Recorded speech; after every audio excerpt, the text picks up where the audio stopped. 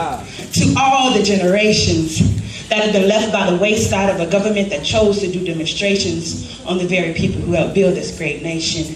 You see, my black is beautiful. No, I'm not the lightest of the lights. I'm closer to the darkest of the darks, but that's what sets us apart.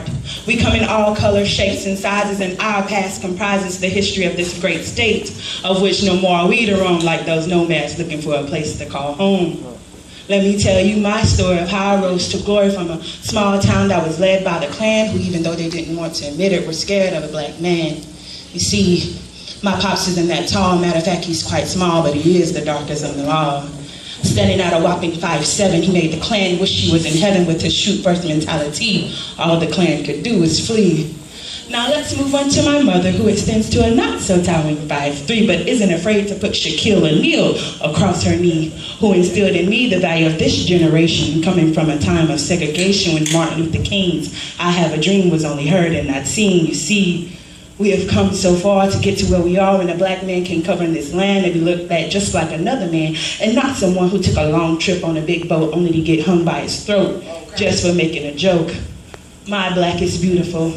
No, I'm not the prettiest of the prettiest, but hey, when I look at me, I'm very happy with what I see.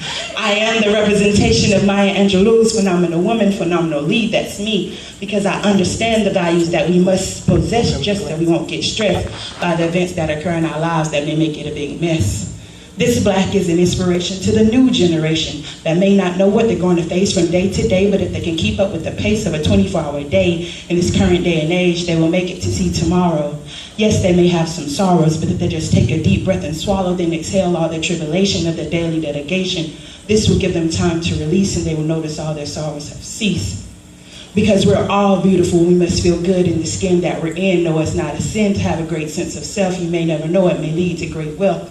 If you're not happy with what you see, then just look to me, because when I look at you, I see the dream of the past, the hope of the future, and together that makes a great present for this current day and age, when a normal country girl like me can grace your stage. I'm so happy to be here, and I hope there's no fear in what tomorrow holds for you, because as long as you're true to you, there should be no fear in what you do.